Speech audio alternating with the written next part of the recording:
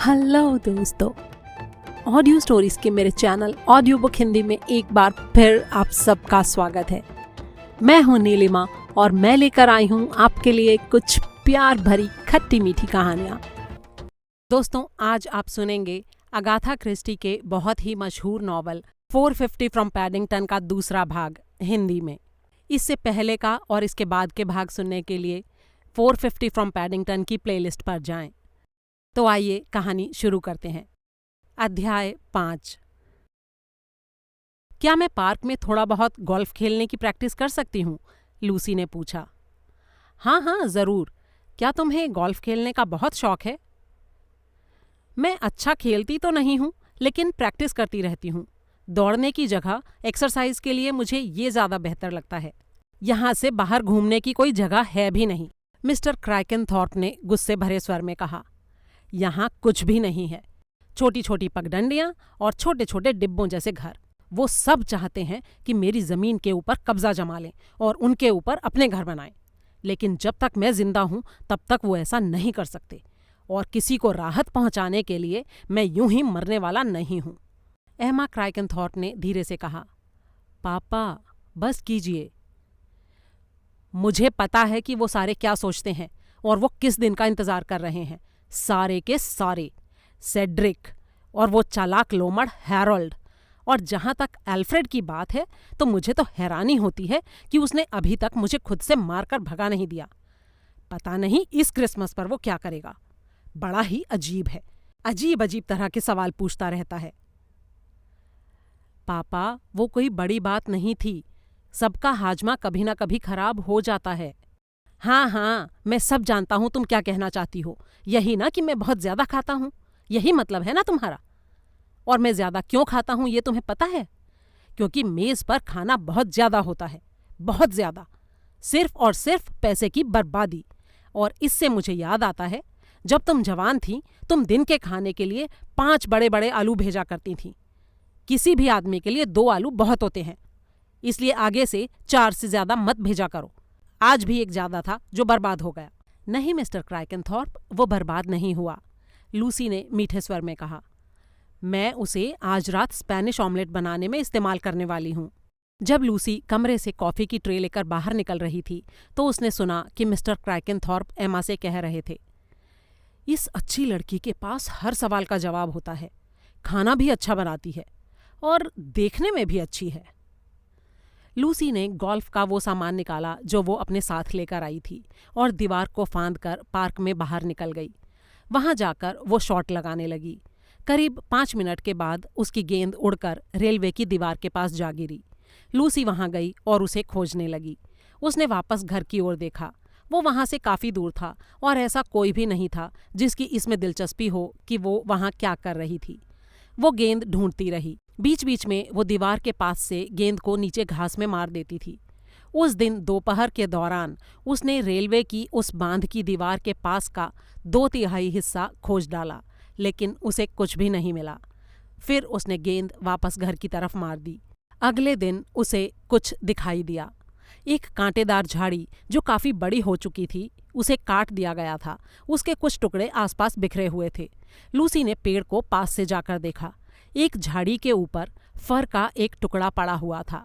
उसका रंग लकड़ी जैसा था, हल्का भूरा। लूसी ने उसे कुछ देर तक देखा और फिर अपनी जेब से कैंची निकालकर उसे बीच से काट लिया।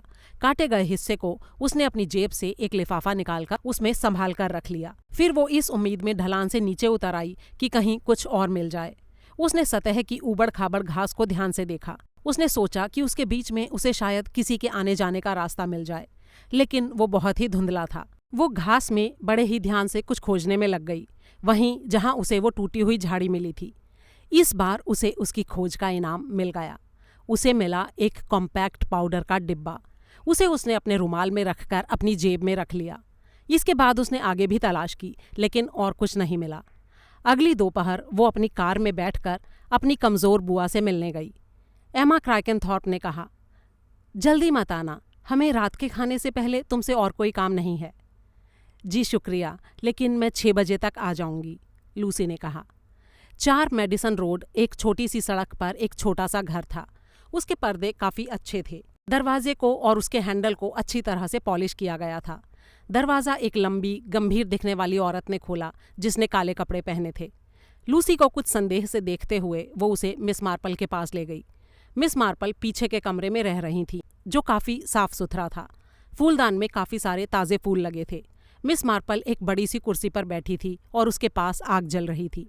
लूसी ने अंदर आकर दरवाज़ा बंद कर लिया और मिस मार्पल के सामने की कुर्सी पर बैठ गई।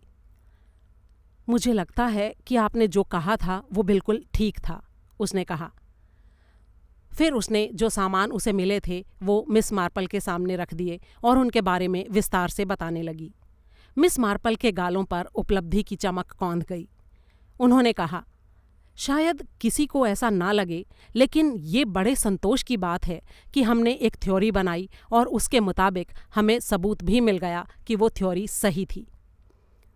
उसने फर के उस छोटे से टुकड़े की ओर इशारा करते हुए कहा, एल्स्पेथ ने बताया था कि उस औरत ने हल्के रंग का फर का कोट पहन रखा था।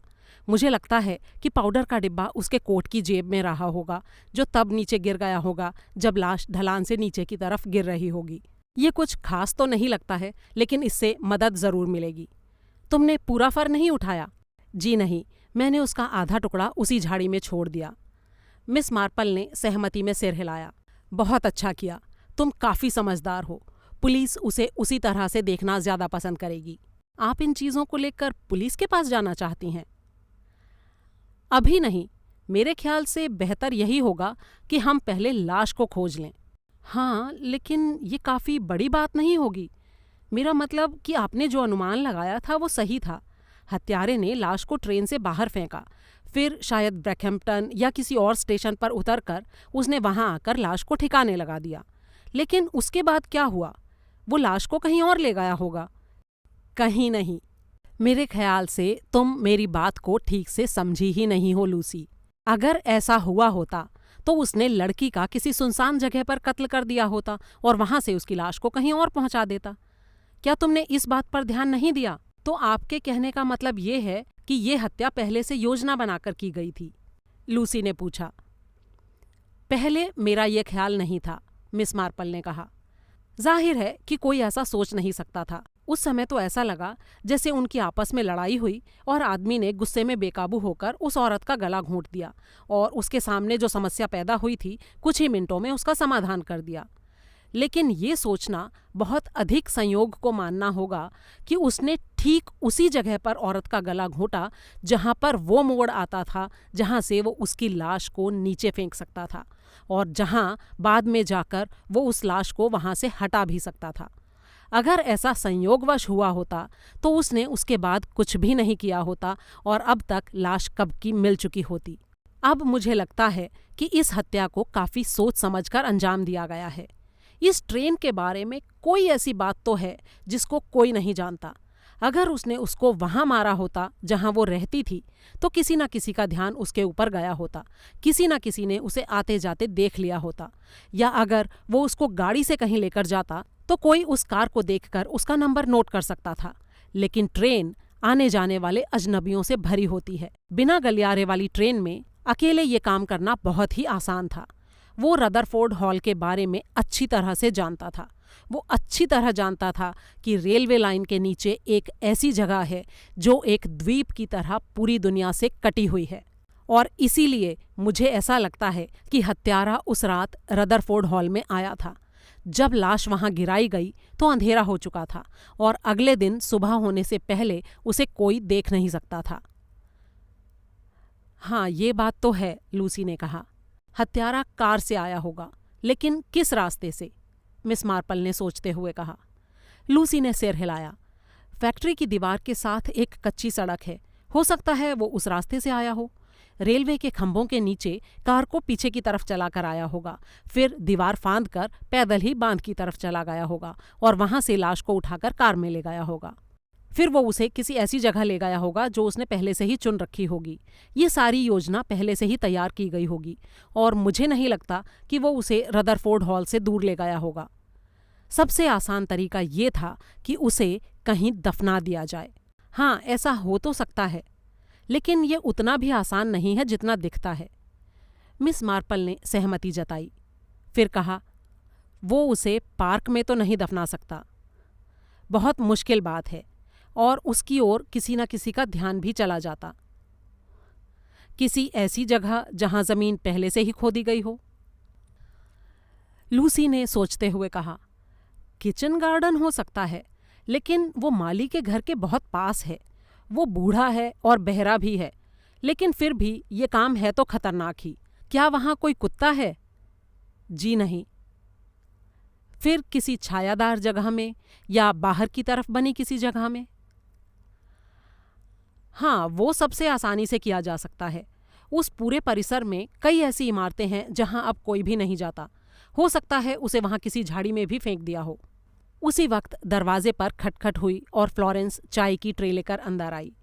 चाय पीने के बाद लूसी वहां से उठ गई। उसने कहा, मैं आती रहूंगी। मैंने आपको पहले ही कहा कि रदरफोर्ड हॉल में कोई नहीं रहता जो ऐसा आदमी लगे जिसकी हमें तलाश हो। वहां बस एक बूढ़ा आदमी है, एक औरत और एक बहरा माली। मैं ये नहीं कह रही थी कि वो असल में वहां रहता है, मिस मार्पल ने कहा। मेरा मतलब सिर्फ ये था कि कोई ऐसा आदमी जो रदरफोर्ड हॉल को बहुत अच्छी तरह जानता हो। लेकिन हम उसके बारे में तब सोचेंगे जब हमें लाश मिल जाएगी। लगता है आप इस बात को मान चुकी हैं कि मैं लाश को खोज ही लूंगी। मुझे इतनी उम्मीद नहीं है, लूसी ने मुस्कुराते हुए कहा। मुझे पूरा यकीन है लूसी कि तुम जरूर सफल होगी। तुम इतनी होशियार हो, तुम कभी असफल हो ही नहीं सकती। जी हाँ, कुछ मामलों में तो जरूर हूं, लेकिन मुझे लाशों को देखने का कोई अनुभव नहीं है। हाँ, मुझे पता है, लेकिन उसके लिए बस थोड़ी सी सहज बुद्धि की जरूरत है। लूसी मिस मार्पल को देखकर हंसने लगी। वो भी उसकी ओर देखकर मुस्कुरा दी। अगली दोपहर लूसी ध्यान से इस पर काम करने लगी। अगले दिन वो बाहर खाली पड़े सभी घरों में झांक झांक कर देखने लगी। जब वो एक कमरे में झांक रही थी, तभी उसने पीछे से खांसी की आवाज़ सुनी। मुड़कर देखा तो माली उसे नाराजगी भरी नज़रों से देख रहा था। उसने चेतावनी देते हुए कहा, आपको ध्यान रखना चाहिए, आप सीढ़ी से ऊपर चढ़ गई हैं, ये सुरक्षित नहीं है। लूसी ने इस बात का ध्यान रखा कि वो कहीं से भी शर्मिंदा ना दिखे। फिर उसने हंसते हुए कहा, मुझे लगता है आप ये सोच रहे होंगे कि मैं बहुत ताक झांक करने वाली हूँ, लेकिन मैं तो बस ये देख रही थी कि इस जगह का कुछ इस्तेमाल किया जा सकता है या नहीं, बाजार के लिए मशरूम उगाने से लेकर कई और दूसरे कामों के लिए। ये पूरी तरह से वीरान है। अरे, ऐसा कुछ भी सोचना बेकार है मिस लूसी। हमारे मालिक बस ऐसे ही हैं, वे एक पैसा खर्च नहीं करेंगे। इस जगह को ठीक ठिकाने से रखने के लिए 2 आदमी और 1 लड़के की ज़रूरत है, लेकिन वो सुनते ही नहीं। मैं बस इतना ही कर पाया कि घास काटने वाली मशीन खरीदने के लिए उनको राज़ी कर लूं। वो तो ये चाहते थे कि मैं घास भी हाथ से ही काटूं। लेकिन अगर कुछ ठीक ठाक करके इस जगह से कमाई होने लगे तो उसमें क्या बुराई है, लूसी ने कहा। उन्हें इस बात की भी परवाह नहीं है, वे तो सिर्फ बचाने में यकीन रखते हैं। अच्छी तरह से जानता हूं कि उनके जाने के बाद इस सब का क्या होने वाला है। ये लड़के जल्दी से जल्दी सब कुछ बेच देंगे। वो सारे के सारे इनके मरने का इंतजार कर रहे हैं। मैंने सुना है इनके मरने के बाद बहुत सा पैसा आने वाला है। तो क्या ये काफी अमीर आदमी है? लूसी ने पूछा। ये सारी संपत्ति क्राइकेनथॉर्प के पिता ने कमाई थी। वो बहुत तेज आदमी थे, हर तरह से। उन्होंने पैसा कमाया और ये जगह बनवाई। वो बड़े ही सख्त थे, लेकिन देने के मामले में बड़े खुले दिल वाले थे। उनमें कोई कंजूसी नहीं थी। अपने दोनों लड़कों से बेचारे बहुत ही निराश रहते थे, और इस तरह से कहानी आगे बढ़ती रही। उन्होंने अपने दोनों बच्चों को ऑक्सफोर्ड में पढ़ाया, लेकिन दोनों के दोनों निकम्मे निकले, बिजनेस चलाने लायक थे ही नहीं। सबसे छोटे ने एक हीरोइन से शादी कर ली और एक दिन शराब पीकर गाड़ी ठोक दी और मर गया। जो सबसे बड़ा है वो यहाँ रहता है। पिता को उससे ज़्यादा उम्मीद नहीं थी। वो विदेश में रहता था, वहाँ से काफ़ी सारी मूर्तियाँ खरीद खरीद कर यहाँ भेजता रहता था। जब वो जवान था तब इतना कंजूस नहीं था। उम्र बढ़ने के बाद उसे पैसे ने खींचना शुरू कर दिया, और उसके बाद तो वो उसी से चिपक गया बस। लूसी ने बड़ी ही शालीनता से इस बात को सुना। बूढ़ा आदमी दीवार से लगकर खड़ा हो गया और अपनी गाथा सुनाने लगा। वो काम करने से ज्यादा बातें करने में यकीन रखता था। लड़ाई से पहले उस बुजुर्ग की मौत हुई। उसका गुस्सा बड़ा ही भयानक था। उसको जब कोई मौका मिल जाता तो वो आपे से बाहर हो जाता था। तो उनके मरने के बाद मिस्टर क्राइकेनथॉर्प यहाँ आकर रहने लगे? लूसी ने पूछा। वो भी और उनका पूरा परिवार भी। तब तक वो काफ़ी बड़े हो चुके थे। अच्छा, तो आपका मतलब 1914 की लड़ाई से है? अरे नहीं, उससे नहीं, उनकी मौत 1928 में हुई थी, ये मेरे कहने का मतलब था। लूसी ने यह मान लिया कि 1928 का मतलब हुआ लड़ाई से पहले, लेकिन वो इस बात को खुद भी समझ नहीं पा रही थी। उसने कहा, मुझे उम्मीद है कि आप अब अपना काम करना चाहेंगे। मुझे आपको ज़्यादा बातों में नहीं लगाना चाहिए। इस समय कुछ कर भी तो नहीं सकते, कितना अंधेरा है, रोशनी है ही नहीं। हिलमैन ने बिना किसी उत्साह के कहा। लूसी इधर उधर देखते हुए वापस लौट गई। उसने देखा कि एमा हॉल में खड़ी होकर एक चिट्ठी पढ़ रही थी। लूसी को देखकर उसने कहा, कल मेरा भतीजा आएगा, उसके साथ उसके स्कूल का दोस्त भी होगा। पोर्च के ऊपर वाला जो कमरा है वो अलेक्जेंडर का है, उसके बगल वाला कमरा जेम्स वेस्ट का रहेगा। वे उसके सामने वाले बाथरूम का उपयोग करेंगे। ठीक है मिस क्रैकेनथॉर्प, मैं उनके आने से पहले कमरे तैयार कर दूंगी। वो दोनों कल दोपहर के खाने से पहले आएंगे। मेरे ख्याल से वे उस समय काफ़ी भूखे होंगे। मैं शर्त लगाकर कह सकती हूँ कि वे ज़रूर भूखे होंगे, लूसी ने उत्साह भरे स्वर में कहा। उनके लिए रोस्ट बीफ और टार्ट तैयार कर दूं तो कैसा रहेगा? अरे वाह, अलेक्जेंडर को टार्ट बहुत पसंद है। अगली सुबह दोनों लड़के आ गए। दोनों ने बाल बहुत अच्छी तरह से बनाए हुए थे। उनके चेहरे सुंदर थे और दोनों बेहद व्यवहार कुशल थे। अलेक्जेंडर ईस्टली के बाल चमक रहे थे और चेहरा गोरा था। वेस्ट गहरे रंग का था और चश्मा लगाए हुए था। भोजन के दौरान दोनों खेल की दुनिया के बारे में खूब बातें करते रहे। बीच बीच में वे स्पेस से जुड़े उपन्यासों के बारे में भी बात कर रहे थे।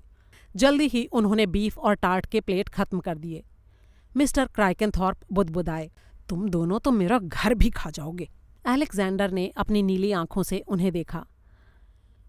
ठीक है दादाजी, अगर मीट आपको भारी लगता है तो हम ब्रेड और चीज़ ही खा लेंगे। मैं खरीद सकता हूँ, सिर्फ बर्बादी नहीं करना चाहता।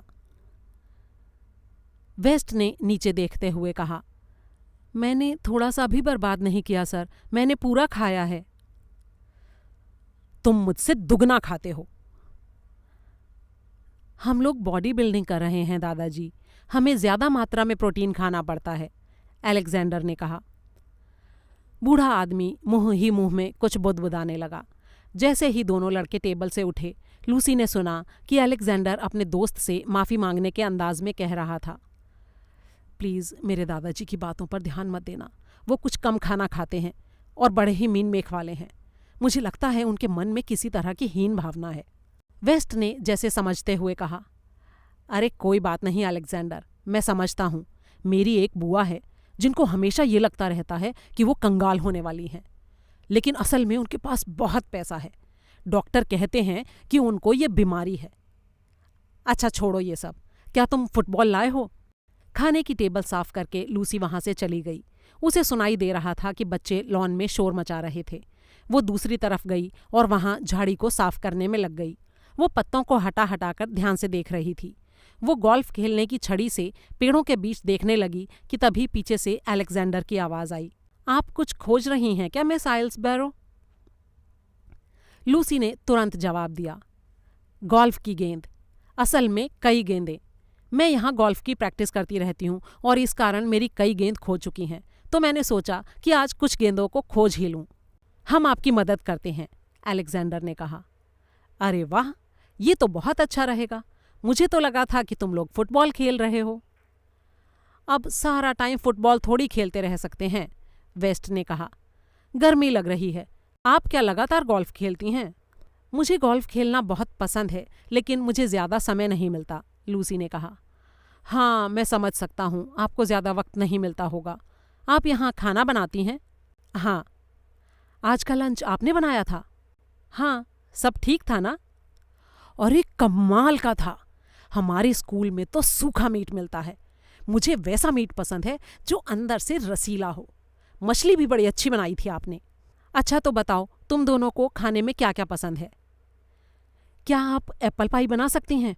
वो मुझे बहुत पसंद है। हाँ बिल्कुल, बना सकती हूँ। अलेक्जेंडर खुश हो गया। उसने वेस्ट से कहा, एक गोल्फ का सेट सीढ़ियों के नीचे रखा है, चलो उसे ले आते हैं और खेलते हैं, क्या कहते हो वेस्ट? हाँ, अच्छा रहेगा। लूसी के जोश दिलाने से वे दोनों गए और गोल्फ का सेट लेकर आ गए।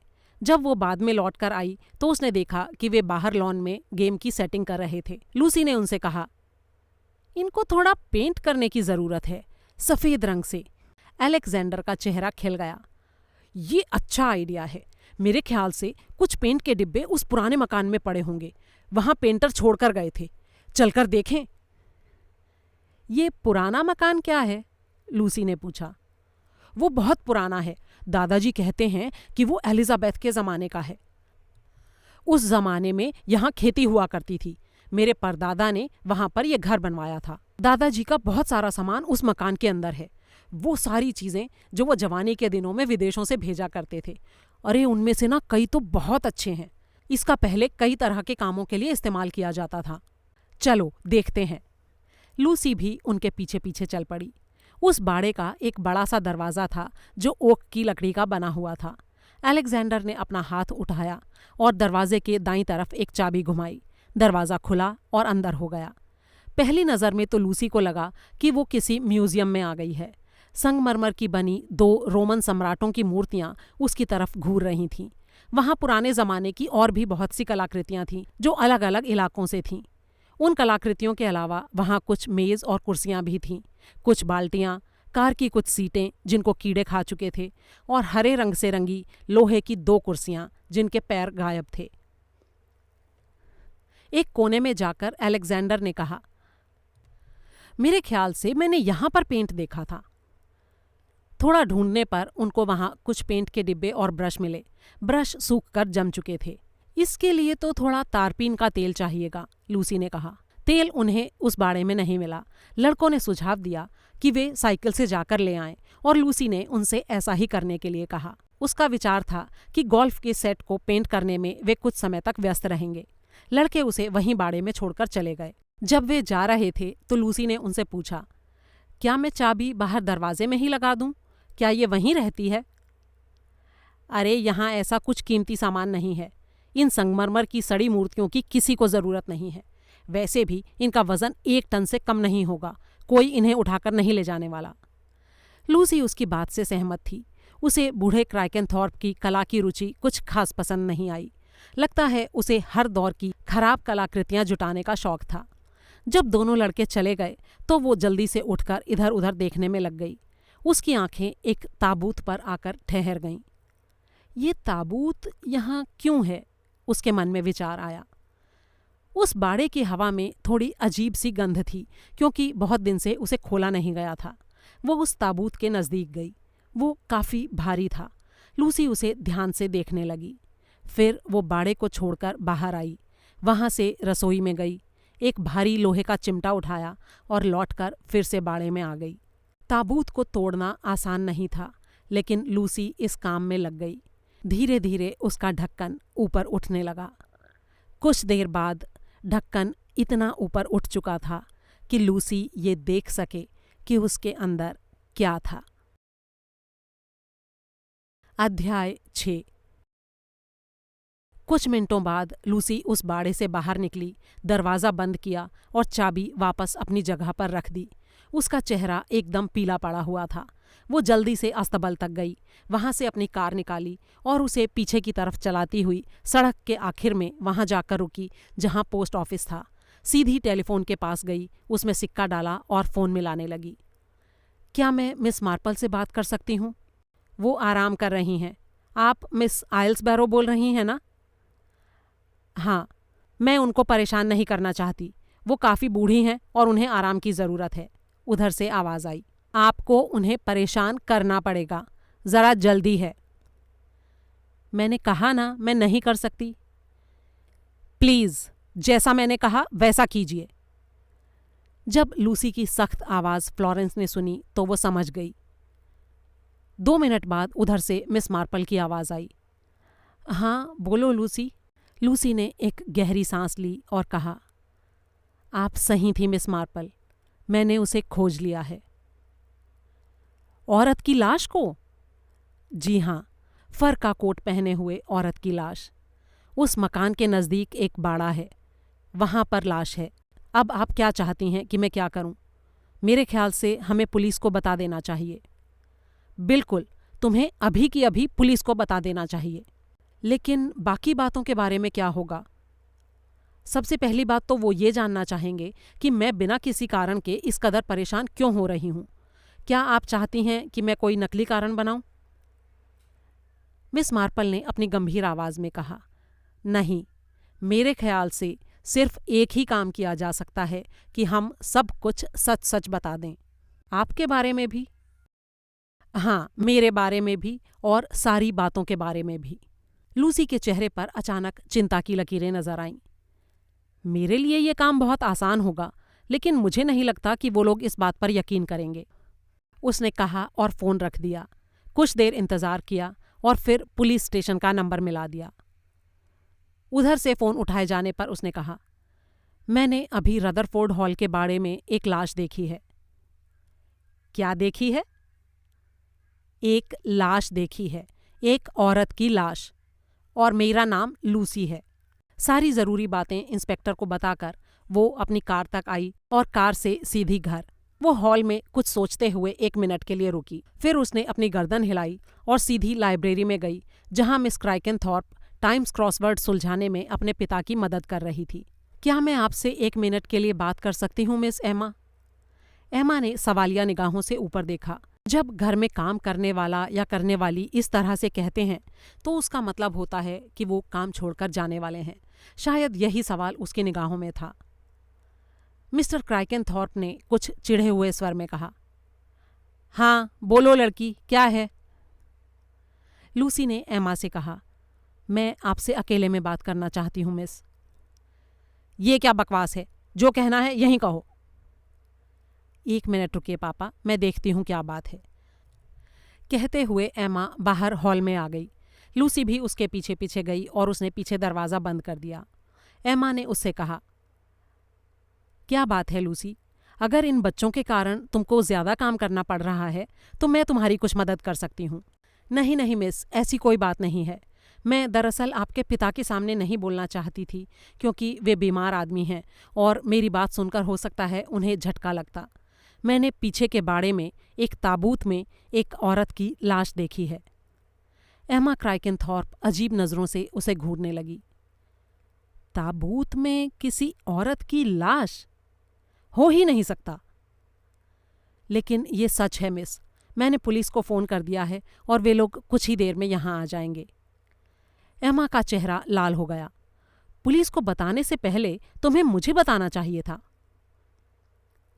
मुझे अफसोस है, लेकिन ऐसा करना ज़रूरी था। मैंने तुम्हें फ़ोन करते हुए भी नहीं देखा। जी, मैंने घर से नहीं, सड़क की दूसरी तरफ के पोस्ट ऑफिस से फ़ोन किया था। यहाँ से क्यों नहीं किया? लूसी ने तुरंत सोचते हुए कहा, जी मुझे लगा कहीं लड़के ना सुन लें, इसलिए यहाँ से फ़ोन नहीं किया। अच्छा, तो पुलिस यहाँ आ रही है? वे यहाँ आ चुके हैं, लूसी ने कहा, और घर के दरवाजे के पास एक गाड़ी के रुकने की आवाज़ आई और घर की घंटी बजने लगी। जो पुलिस वाला आया था उसका नाम था इंस्पेक्टर बेकन। कुछ देर तक सामान्य पूछताछ करने के बाद वो मिस एमा के साथ बाड़े में गया। कई दिनों पुरानी उस लाश को देखने और मिस एमा से कुछ सवाल पूछने के बाद जब वो बाहर निकले तो एमा का चेहरा पीला पड़ गया था। वो बीमार लग रही थी, लेकिन तन कर चल रही थी। मैं पक्के तौर पर कह सकती हूँ कि मैंने इस औरत को अपने जीवन में कभी नहीं देखा है। हम आपके बड़े आभारी हैं मिस क्राइकेनथॉर्प। मैं बस यही जानना चाहता था। शायद आप कुछ देर आराम करना चाहेंगी? मुझे अपने पापा के पास जाना है। जैसे ही मैंने इसके बारे में सुना, मैंने अपने पिता को बताया और इस समय डॉक्टर उनके पास हैं। तभी डॉक्टर क्विम्पर लाइब्रेरी से निकलकर बाहर आए। वे लंबे थे और थोड़े अजीब तरह के। उन्होंने और इंस्पेक्टर ने एक दूसरे को देखकर सिर हिलाया। इंस्पेक्टर बेकन ने कहा, मिस एमा ने बहुत ही बहादुरी के साथ परिस्थिति का सामना किया। एमा के कंधे को थपथपाते हुए डॉक्टर ने कहा, बहुत अच्छे एमा, मैं जानता हूँ तुम इस तरह की चीज़ों का सामना कर सकती हो। तुम्हारे पिता एकदम ठीक हैं। अंदर जाओ और उनसे बातें करो, और फिर डाइनिंग रूम में जाकर थोड़ी ब्रांडी पी लो। ये दवाई का काम करेगी। जब वो चली गई तो डॉक्टर ने उसकी ओर देखते हुए कहा, ये औरत भी इस धरती पर एक ही दुखियारी है, बेचारी। इसने कभी शादी नहीं की क्योंकि ये इस घर में अकेली लड़की थी, बाकी सभी मर्द थे। दूसरी बहन की 17 साल की उम्र में शादी हो गई थी। ये अपनी जवानी के दिनों में काफ़ी सुंदर रही होगी। माँ और पत्नी के तौर पर ये ज़रूर सफल हुई होती। मुझे लगता है कि ये अपने पिता के प्रति काफ़ी समर्पित है, इंस्पेक्टर बेकन ने कहा। अरे, कोई उतनी उतनी समर्पित नहीं है, लेकिन इसके अंदर अपने घर के पुरुषों को खुश रखने की भावना है। इसने देखा कि इसका पिता कोई काम धाम नहीं करता, तो उसने इस तरह से घर संभाल लिया कि वो बिना काम किए पड़ा रह सके। अपने भाइयों को लेकर भी इसका यही हाल है। सेड्रिक को लगता है कि वो बड़ा अच्छा पेंटर है, और वो क्या नाम है उसका, हैरोल्ड, वो अच्छी तरह जानता है कि ये किस कदर उसके फैसलों पर यकीन करती है। वो एल्फ्रेड को इतने मौके देती है कि वो इतनी चालाकी से मोल तोल कर लेता है। अच्छा, ये बताइए कि क्या आप चाहते हैं मैं आपकी कुछ मदद करूं? क्या जो लाश आपने अभी देखी है, क्या मैं भी उसे देख लूं ताकि ये बता सकूं कि कभी मैंने उसका इलाज किया है या नहीं? हाँ, मरने वाली की पहचान तो करनी ही होगी, इंस्पेक्टर ने कहा। मेरे ख्याल से बूढ़े मिस्टर क्राइकेनथॉर्प के लिए उसकी पहचान कर पाना मुश्किल होगा। उन्हें काफ़ी परेशानी होगी, है ना? परेशानी? अगर आपने उनको लाश की एक झलक नहीं देखने दी तो वो इसके लिए आपको कभी माफ़ नहीं करेंगे, इंस्पेक्टर। वो बुरी तरह से उसे देखने के लिए बेचैन है। पिछले 15 सालों में उनके साथ पहली बार कुछ ऐसा हुआ है जिसके लिए उन्हें पैसे भी नहीं देने पड़ रहे, और जो उनकी ज़िंदगी में एक बड़े ही उत्साह भरी बात है। लेकिन कहीं उनके दिल को कुछ हो गया तो? इंस्पेक्टर ने कहा। ऐसा कुछ नहीं है। वो 72 साल के हैं, बस यही उनकी बीमारी है। उनके बदन में दर्द होता है। अब बताइए, दर्द भला किसको नहीं होता? खाने के बाद उन्हें पसीने आते हैं, जिसको वो अपने दिल से जोड़ लेते हैं। उनके जैसे मेरे पास बहुत से मरीज़ हैं। जो मरीज़ बीमार होते हैं वो ज़ोर देकर ये कहते रहते हैं कि वे बिल्कुल ठीक हैं। चलिए, अब लाश को देखते हैं। वैसे देखना अच्छा तो नहीं ही लगेगा, लेकिन पहचान करना ज़रूरी है। डॉक्टर ताबूत के पास खड़ा होकर देखता रहा, पूरी तरह बिना परेशान हुए। नहीं, मैंने इसे पहले कभी नहीं देखा। ये मेरी मरीज़ नहीं है। मुझे याद नहीं आता कि मैंने इसे ब्रैकहैम्पटन में कहीं देखा भी हो। पहले काफ़ी सुंदर भी रही होगी। पता नहीं इसका यह हाल किसने किया है। वे फिर से बाहर निकल गए। इस लाश को सबसे पहले देखा किसने? मिस लूसी आइल्सबैरो ने। ओ, वो नई काम वाली। वो वहाँ क्या कर रही थी? वहाँ ताबूत में क्यों झांक रही थी? यही सब सवाल मैं उससे करने वाला हूँ, इंस्पेक्टर बेकन ने कहा। ठीक है, तो मैं मिस्टर क्राइकेनथॉर्प को लेकर आता हूँ ताकि वो भी लाश को देख सकें।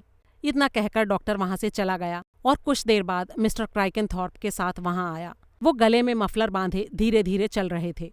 शर्मनाक है, बहुत ही शर्मनाक। मैं इसे फ्लोरेंस से 1908 या 1909 में लाया था शायद, इस ताबूत को। आप आराम से खड़े रहिए, लाश को देखकर कहीं आपकी तबीयत ना खराब हो जाए। चाहे मैं जितना भी बीमार हूं, लेकिन अपना कर्तव्य पूरा करने में पीछे नहीं हटने वाला। वे थोड़ी देर के लिए बाड़े में गए और वहां कुछ देर रुककर तेजी से बाहर निकल आए। मिस्टर क्राइकेनथॉर्प ने कहा, मैंने इसे कभी नहीं देखा, लेकिन इसका मतलब क्या है? ये बहुत ही शर्मनाक है। ये फ्लोरेंस की बात नहीं है। हाँ, याद आया, नेपल्स की बात है। वो बहुत अच्छा था ताबूत। और कितनी अजीब बात है, मैं इतना शौक से, इतना पसंद करके उसे लाया था, और कोई बेवकूफ़ औरत आई और उसके अंदर मर गई। इतना कहकर उन्होंने अपने ओवरकोट को बाईं तरफ दबाया। ये तो मेरे लिए बहुत ज़्यादा है। मेरा दिल, हाय। एमा, कहाँ हो? डॉक्टर क्विम्पर ने उनके हाथ थाम लिए। आप ठीक हो जाएंगे। चलिए, घर चलिए और थोड़ी सी ब्रांडी लीजिए। तभी पीछे से दोनों लड़के आ गए, हाँफते हुए, अपनी साइकिल पर। उनके चेहरों पर सवाल था। सर, प्लीज़ सर, क्या हम लाश को देख सकते हैं? नहीं, आप नहीं देख सकते, इंस्पेक्टर बेकन ने कहा। सर, प्लीज़ हमें देखने दीजिए। क्या पता हम उसे पहचान लें। हमारे ही बाड़े में खून हुआ है, जो शायद फिर कभी ना हो। प्लीज़ सर, देखने दीजिए ना। आप दोनों हैं कौन? मैं अलेक्जेंडर ईस्टली हूँ और ये मेरा दोस्त जेम्स वेस्ट है।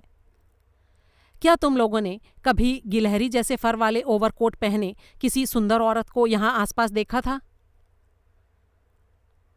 हाँ हाँ, शायद देखा था, ठीक से याद नहीं आ रहा। अगर एक बार उसकी शक्ल देख लूं तो याद आ जाएगा, अलेक्जेंडर ने अपने दोस्त को आंख मारते हुए कहा। बेकन ने सिपाही से कहा, इन दोनों को ले जाकर दिखा दो एक बार। बहुत बहुत धन्यवाद सर। बेकन मुड़कर घर की तरफ चल दिया।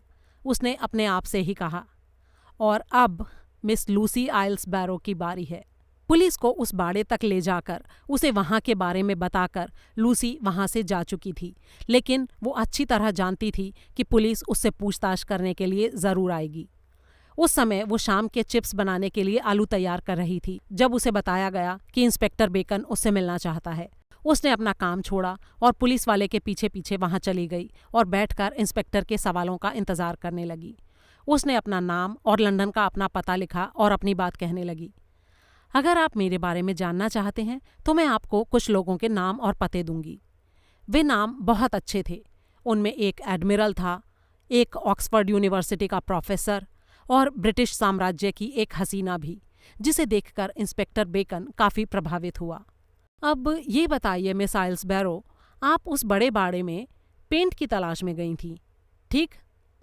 जब आपको पेंट मिल गया तो आप इस ताबूत को क्यों देखने गईं? ऐसी क्या बात थी जो आपको इसकी तरफ खींच कर ले गई? जी, मैं एक लाश ढूंढ रही थी, लूसी ने बड़े ही सामान्य स्वर में कहा, जैसे अपनी गोल्फ की गेंद ढूंढने की बात कर रही हो। क्या? आप एक लाश ढूंढ रही थी और आपको एक लाश मिल भी गई? ये बात थोड़ी असाधारण नहीं लगती? इंस्पेक्टर ने व्यंग्य भरे स्वर में कहा। जी हाँ, ये बात बिल्कुल असाधारण है। मैं आपको अपनी बात खुलकर समझाती हूँ। लूसी ने संक्षेप में अपनी पूरी कहानी उसे सुना दी। अंत में इंस्पेक्टर कुछ जोर से बोला, आपके कहने का मतलब ये है कि आपको एक बूढ़ी औरत ने ये कहा कि आप यहाँ काम करना शुरू करें और आसपास एक लाश की खोज करें? जी हाँ। और ये बुजुर्ग महिला कौन है? उनका नाम मिस जेन मार्पल है। इस समय वो 4 मेडिसन रोड में रह रही हैं। इंस्पेक्टर ने नाम और पता नोट कर लिया। आप ये चाहती हैं कि मैं आपकी इस बेसिर पैर की कहानी पर यकीन कर लूं? लूसी ने धीरे से कहा। जी नहीं, तब तक नहीं जब तक कि आप मिस मार्पल से बात नहीं कर लेते और वो इस बात की पुष्टि नहीं कर देती। उनसे तो मैं बात कर ही लूँगा, वो तो बहुत ज़रूरी है। लूसी ने इंस्पेक्टर से सवाल किया, आप मिस क्राइकनथॉर्प को मेरे बारे में क्या बताने वाले हैं? आप ये सवाल क्यों पूछ रही हैं? देखिए, जहाँ तक मिस मार्पल का ताल्लुक है, मैंने अपना काम पूरा कर दिया है। वो चाहती थी कि लाश को खोज लिया जाए, मैंने खोज लिया। लेकिन मैं अभी भी मिस क्राइकनथॉर्प के घर काम कर रही हूँ और उनके घर में 2 बच्चे भूखे बैठे हैं और हो सकता है कि ये सारी बातें सुनकर उनके कुछ और रिश्तेदार भी यहाँ आएं। उनको घर में काम करने वाली की सख्त ज़रूरत है। अगर आप उनको जाकर ये कहेंगे कि मैंने ये काम इसलिए संभाला था क्योंकि मुझे लाश ढूंढनी थी, तो शायद वो मुझे काम से निकाल दें। नहीं तो मैं अपना काम करती रहूँगी और उनके काम आसान करती रहूँगी। इसलिए मेरा आपसे अनुरोध है कि आप ये बात उन्हें ना बताएं। इंस्पेक्टर ने सख्त निगाहों से उसे देखा और बोला, इस समय तो मैं किसी को कुछ नहीं कहने वाला हूँ, लेकिन अभी तक तुम्हारी बातों की पुष्टि नहीं हुई है। जहाँ तक मुझे लगता है, ये सारी तुम्हारी बनाई हुई एक कहानी है। लूसी खड़ी हो गई और बोली, शुक्रिया इंस्पेक्टर, अब मैं रसोई में जा रही हूँ अपना काम करने, और आप भी अपना काम और अपनी तसल्ली पूरी कर लें। अध्याय 7। इंस्पेक्टर बेकन और उसका सिपाही आपस में बातें कर रहे थे। सिपाही ने कहा, वो मरने वाली औरत यहाँ की नहीं थी सर। उसके अंदरूनी कपड़ों को देखकर लगता है कि वो किसी और देश की हो सकती है। मैं अभी इस बारे में सोचना चाहता हूँ, इंस्पेक्टर बेकन ने कहा। सिपाही ने सिर हिलाया। जी हाँ, मुझे लगता है कि ये जांच पूरी तरह से औपचारिक होनी चाहिए। मैं जांच अधिकारी से मिला हूँ। और कब जांच शुरू होने की बात हुई है? जी कल। मुझे लगता है क्राइकनथॉर्प परिवार यहाँ इसके लिए ज़रूर आएगा। हो सकता है उनमें से कोई उस औरत को पहचान ले, इसलिए वे सभी यहाँ पर आएंगे। फिर उसने अपने हाथ में पकड़ी लिस्ट पर नजर डाली। पहला है हैरोल्ड क्राइकनथॉर्प, जो इस शहर में थोड़ी हैसियत रखता है। फिर एल्फ्रेड, पता नहीं वो क्या करता है। सेड्रिक, वो विदेश में रहता है, पेंटर है। सिपाही अपनी मूंछों पर ताव देता हुआ मुस्कुराया। ये मानने का तो कोई कारण नहीं लगता कि क्राइकनथॉर्प परिवार का इस हत्या से किसी तरह का कोई संबंध होगा। नहीं, अभी तो नहीं, इंस्पेक्टर बेकन ने कहा। अभी तो लगता है कि वो लोग इस बारे में कुछ नहीं जानते, सिर्फ उनके घर में लाश मिली है। और हो सकता है कि उस परिवार का जो कलाकार सदस्य है वो उसे पहचान भी ले। जो बात मुझे परेशान कर रही है वो ये है कि ट्रेन के बारे में इतनी गहराई से आखिर किसे पता था। हाँ सर, और उस बूढ़ी औरत का भी ध्यान रखिएगा, मिस मार्पल का, बेकन ने जवाब दिया। हाँ, मैंने उससे बातचीत की है। वो इस सारी कहानी को लेकर काफी निश्चित लग रही थी। पता नहीं पागल है या क्या है, लेकिन वो पूरी तरह से निश्चित थी कि उसकी दोस्त ने जो भी कहा वो सब सच था। लेकिन मुझे तो लगता है कि ये उसकी सिर्फ कल्पना है, जैसे बूढ़ी औरतें आमतौर पर कर लिया करती हैं। घर के पीछे बगीचे में उड़न तश्तरी को देख लेना, किसी लाइब्रेरी में रूसी जासूस को देख लेना, वगैरह वगैरह। लेकिन ये बात साफ है कि उसने इस लड़की को उस काम के लिए रखा है और उससे ये भी कहा है कि वो लाश की तलाश करे, और वही काम उस लड़की ने किया भी है। लेकिन पता नहीं क्यों मुझे ये जेन मार्पल नाम बड़ा जाना पहचाना सा लग रहा है। खैर, जो भी हो, मैं इसकी तह तक जाना चाहूँगा। मुझे लगता है कि ये कोई लोकल मामला नहीं है। हालांकि हम इस बात का खुलासा फिलहाल नहीं करेंगे। इस समय तो हम प्रेस को जितना कम हो सके उतना कम बताएंगे। अगले दिन की जांच एक तरह से सिर्फ खाना पूरी थी। उस औरत की लाश को पहचानने के लिए कोई भी सामने नहीं आया। लूसी ने सामने आकर लाश को खोजने को लेकर बयान दिया और मेडिकल जांच में मौत का कारण बताया गया गला घोंटकर हत्या। कार्यवाही उसी समय खत्म हो गई। वो काफी ठंडा दिन था जब क्राइकनथॉर्प परिवार बाहर हॉल में आकर जुटा, जहां जांच का काम चल रहा था। वहां कुल मिलाकर 5 लोग थे: एमा, सेड्रिक, हैरोल्ड, एल्फ्रेड और बायरन एस्टली, मृत लड़की एडिथ का पति। इन लोगों के अलावा मिस्टर विम बॉन्ड भी थे, जो क्राइकनथॉर्प परिवार के कानूनी मामले देखने वाली कंपनी में काम करते थे। वो लंदन से खास इसी काम के लिए आए थे। शायद उनमें से कोई उस लाश को पहचान ले, इसलिए ये सभी वहां जुटे थे। वे सभी कुछ देर पटरी पर खड़े रहे, कांपते हुए। वहां काफी भीड़ आकर जुट गई थी, क्योंकि ताबूत में लाश की खबर लंदन के अखबारों में प्रमुखता से छपी थी। भीड़ में से फुसफुसाहट की आवाजें आ रही थीं। यही हैं वो लोग, वो देखो वो लड़की, वो देखो वो आदमी। एमा ने तुरंत कहा, हमें यहाँ से चलना चाहिए। बड़ी किराए की कार पटरी के पास आ गई। एमा ने उसके अंदर बैठते हुए लूसी को इशारा किया। मिस्टर विम्बॉर्न, सेड्रिक और हैरोल्ड उसके पीछे पीछे हो लिए।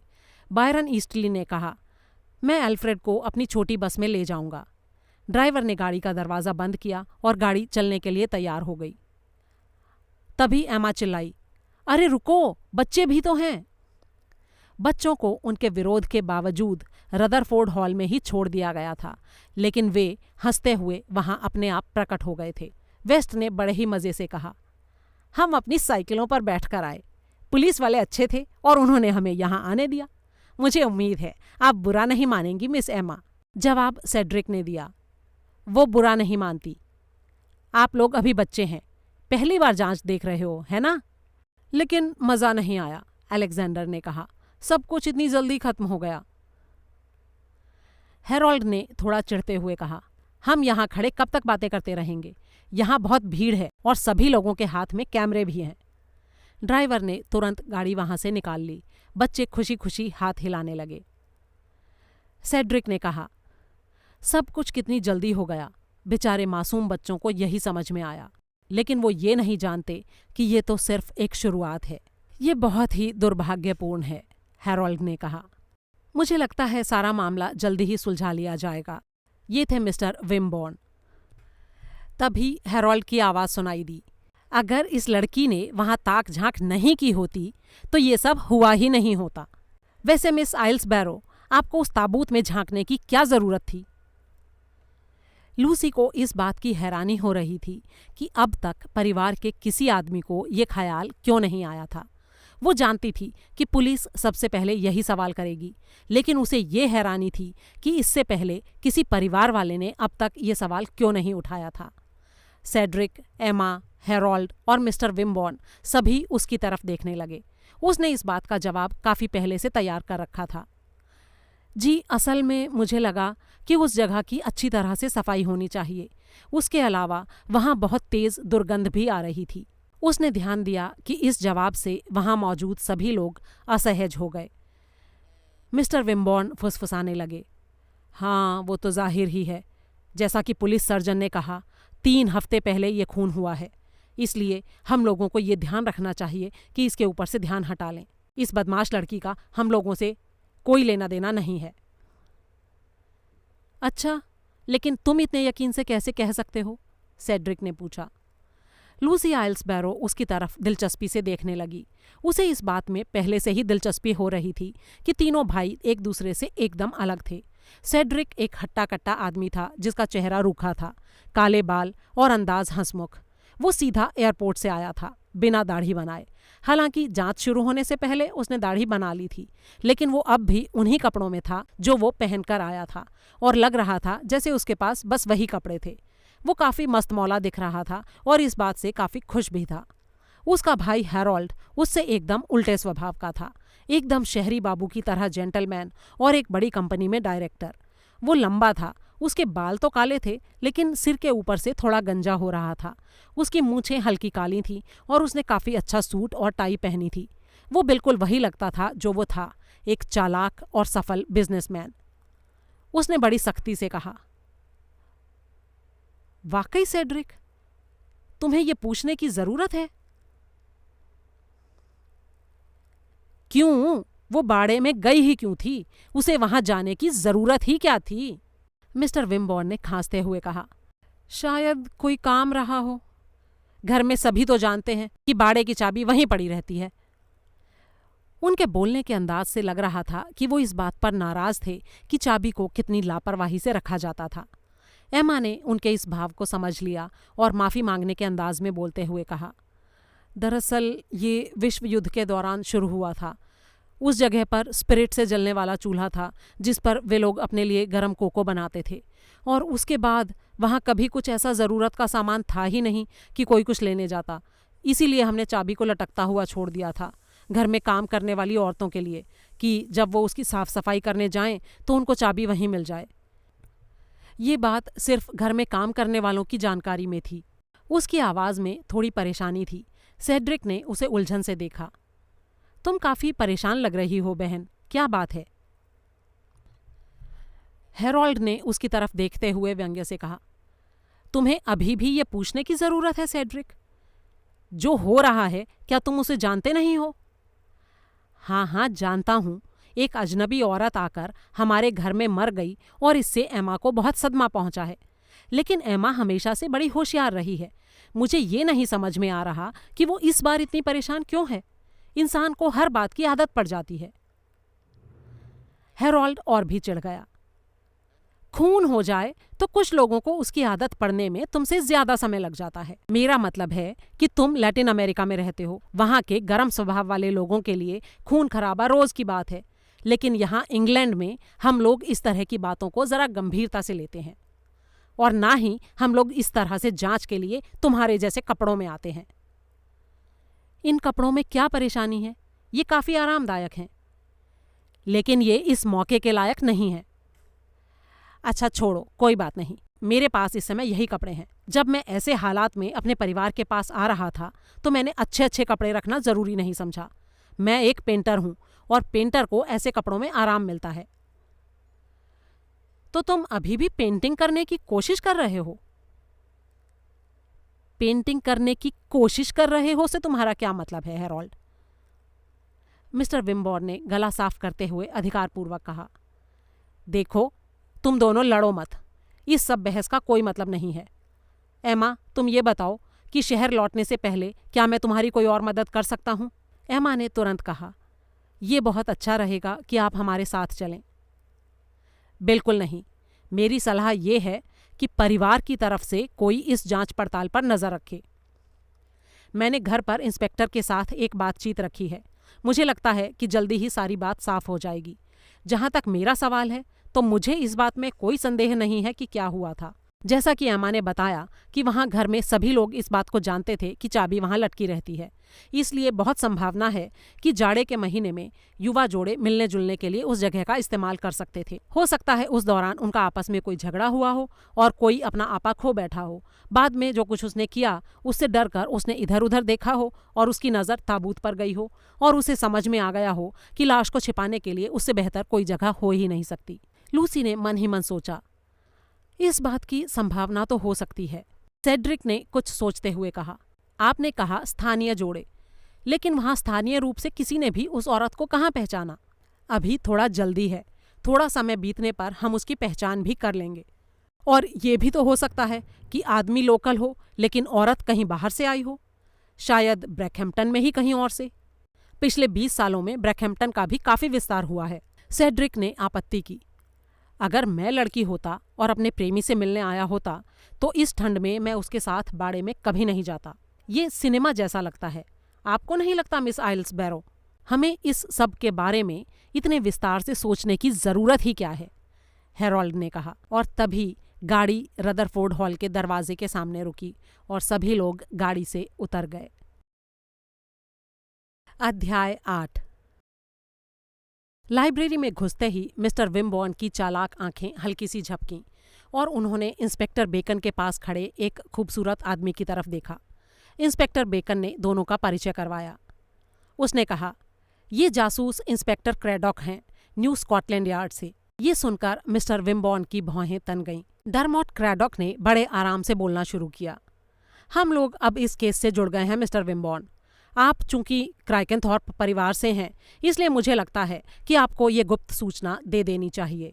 हमारे पास जो सूचनाएं आई हैं उससे ये लगता है कि ये औरत यहाँ की नहीं है, यहाँ लंदन से सफ़र करके आई थी और शायद फ्रांस से ताल्लुक़ रखती थी। मिस्टर विमबॉर्न ने एक बार फिर से अपनी भवें चढ़ाईं। क्या सच में? मैं तो यही उम्मीद कर सकता हूँ कि ये केस जल्दी से जल्दी सुलझ जाए। इससे परिवार को बहुत परेशानी हुई है, हालांकि परिवार का इससे कोई लेना देना नहीं है। क्रैडॉक ने तुरंत कहा, यह कोई अच्छी बात तो है नहीं कि आपके परिसर में औरत की लाश मिले। मैं आपकी बात से सहमत नहीं हूँ। मैं परिवार के बाकी लोगों से थोड़ी बातचीत करना चाहूँगा। हो सकता है वो सब मेरे किसी काम का ना हो, लेकिन क्या पता। मैं ये कह सकता हूँ कि मुझे जितनी भी जानकारी चाहिए मैं आपसे ले सकता हूँ, इस घर और परिवार के बारे में सारी जानकारी। और उसका इस बात से भला क्या संबंध हो सकता है कि कोई औरत विदेश से यहाँ आई और मर गई? हाँ, ये मसला हो सकता है, क्रैडॉक ने कहा। वो यहाँ आई क्यों? क्या उसका कभी इस घर के साथ कोई संबंध था? उदाहरण के लिए, क्या वो यहाँ कभी नौकरानी थी, किसी औरत की आया, या फिर वो यहाँ रदरफोर्ड हॉल के पुराने मालिक से मिलने आई थी? मिस्टर विमबॉर्न ने बड़ी ही रुखाई से कहा कि ये घर 1884 से उनकी मिल्कियत है, जब जोसेफ क्राइकेनथॉर्प ने इसे बनवाया था। ये अपने आप में काफ़ी मज़ेदार है। क्या आप मुझे इस परिवार के इतिहास के बारे में कुछ बताएंगे मिस्टर विमबॉर्न? विमबॉर्न ने कंधे उचकाए। बताने के लिए कुछ खास नहीं है। जोसेफ क्राइकेनथॉर्प मिठाई और बिस्किट बनाने का काम करते थे। उन्होंने काफ़ी पैसे कमाए थे। उन्होंने ही ये घर बनवाया था। लूथर क्राइकेनथॉर्प, जो उनके बड़े लड़के हैं, फिलहाल इस घर में रहते हैं। और बाकी लड़कों का क्या हुआ? एक और लड़का हेनरी 1911 में एक कार दुर्घटना में मारा गया था। और इस समय जो क्राइकेनथॉर्प हैं, उन्होंने कभी इस घर को बेचने के बारे में नहीं सोचा। अपने पिता की वसीयत के कारण वो ऐसा कर नहीं सकते, वकील ने रूखेपन से कहा। मुझे उस वसीयत के बारे में बताइए प्लीज। क्यों? इंस्पेक्टर क्रैडॉक ने मुस्कुराते हुए कहा, ताकि जरूरत पड़ने पर उसे मैं भी देख सकूं। विमबॉर्न जबरदस्ती मुस्कुरा दिया। ठीक है इंस्पेक्टर, मैं तो सिर्फ ये कह रहा था कि आप जो सूचना मांग रहे हैं वो बिल्कुल गैर जरूरी है। जहां तक जोसेफ क्राइकेनथॉर्प की वसीयत का सवाल है तो उसमें किसी तरह का कोई रहस्य नहीं है। उन्होंने एक ट्रस्ट बनाकर काफ़ी सारा पैसा छोड़ रखा है। उससे होने वाली आमदनी उनके बेटे लूथर को दी जाएगी और लूथर की मौत के बाद उनकी संपत्ति को लूथर के बच्चों एडमंड, सेड्रिक, हेरोल्ड, एल्फ्रेड, एमा और एडिथ में बराबर बांट दिया जाएगा। एडमंड की युद्ध में मौत हो गई और एडिथ की मौत 4 साल पहले हो चुकी है। इसलिए लूथर क्राइकेनथॉर्प ये चाहते हैं कि संपत्ति को सेड्रिक, हैरोल्ड, एल्फ्रेड, एमा और एडिथ के बच्चे अलेक्जेंडर ईस्टली में बांट दिया जाए।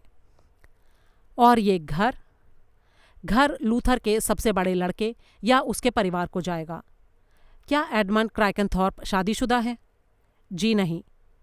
तो ये संपत्ति असल में किसके पास जाएगी? अगले बेटे सेड्रिक के पास। मिस्टर लूथर इसे खुद नहीं बेच सकते हैं? जी नहीं। और उनका इस संपत्ति के ऊपर कोई इख्तियार नहीं है? जी नहीं। ये बात थोड़ी अजीब नहीं है मिस्टर विम्बॉर्न? ऐसा लगता है जैसे लूथर के पिता उनको पसंद नहीं करते थे। क्रैडॉक ने बड़ी ही चालाकी से कहा। आप सही फरमा रहे हैं, विम्बॉर्न ने कहा।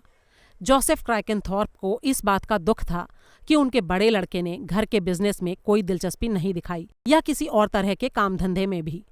लूथर विदेश जाकर वहां से कलाकृतियां खरीदने में अपना समय बिताते थे। जोसेफ साहब को इससे कोई खास खुशी नहीं मिलती थी, इसलिए उन्होंने अगली पीढ़ी के लिए पैसा ट्रस्ट बनाकर छोड़ दिया।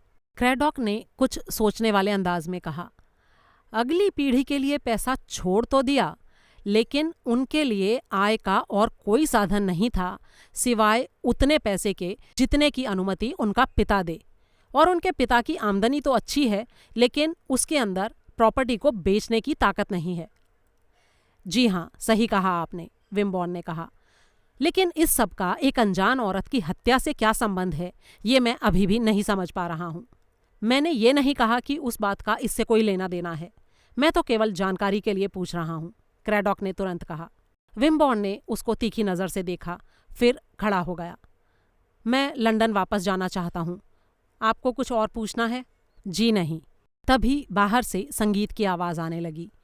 विम्बॉर्न ने कहा, लगता है मेरा बेटा बजा रहा है। क्रैडॉक ने शोर शराबे के बीच अपनी आवाज़ ऊंची करते हुए कहा, अभी तो हम लोग जा रहे हैं ताकि आप लोग आराम से दिन का खाना खा सकें, लेकिन मैं इंस्पेक्टर बेकन के साथ 2:15 बजे फिर से आऊँगा, घर के सभी लोगों से एक एक करके बात करने के लिए। हो सकता है किसी को कुछ याद आ जाए जिससे उस औरत का कोई सुराग मिल जाए। मुझे शक है इंस्पेक्टर, मुझे नहीं लगता कि ऐसा कुछ होगा, लेकिन मेरी शुभकामनाएं आपके साथ हैं। इतना कहकर गर्दन को हिलाता हुआ वकील कमरे से बाहर निकल गया। पूछताछ से निपटकर लूसी सीधी रसोई में गई और खाना बनाने में लग गई कि तभी ब्रायन ईस्टली वहां आया। उसने पूछा, क्या घर देखने में आप मेरी मदद करेंगी? लूसी ने अजीब निगाहों से उसकी ओर देखा। ब्रायन अपनी एमजी कार में सीधा पूछताछ के लिए आया था और लूसी को उसे समझ पाने का ज्यादा मौका नहीं मिल पाया था। जो उसने देखा उसे अच्छा लगा। एस्टली 31 साल का नौजवान था, भूरे बालों और नीली आंखों वाला, और उसकी मूछें सफ़ेद थीं। उसने कहा, बच्चे अभी तक नहीं आए हैं। कहते हुए वो रसोई में आया और मेज़ पर बैठ गया। अभी अपनी बाइक से आने में उन्हें 20 मिनट और लग जाएंगे। लूसी मुस्कुराने लगी। वे इस बात के लिए पूरी तरह निश्चित थे कि कुछ भी छूटना नहीं चाहिए। उनको इस बात के लिए दोष नहीं दिया जा सकता। मेरे कहने का मतलब है, उनके जीवन की ये पहली जांच पड़ताल है, वो भी अपने ही परिवार में। क्या आप कृपा करके मेज से उठ जाएंगे मिस्टर एस्टली? मुझे खाना पकाने का सामान वहाँ रखना है। ब्रायन उठ गया।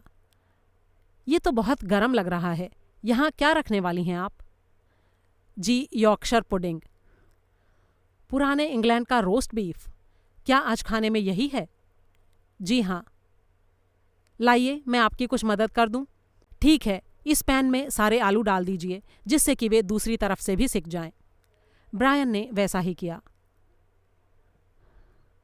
जब जांच चल रही थी तब क्या यहाँ ये सब फैला हुआ था? ये जल तो नहीं जाते? जी नहीं, उसकी कोई संभावना नहीं थी, लूसी ने कहा। ओवन में नंबर लगाकर गर्म किया जाता है। हाँ, ओवन एक तरह का बिजली वाला दिमाग होता है ना? ब्रायन ने कहा। लूसी ने अजीब सी नज़रों से उसकी ओर देखा और बोली, जी हाँ, सही कहा आपने। अब पैन को ओवन में डाल दीजिए। ये कपड़ा ले लीजिए। ब्रायन ने उसकी बात मान ली, लेकिन उसके मुंह से सिसकारी निकल गई।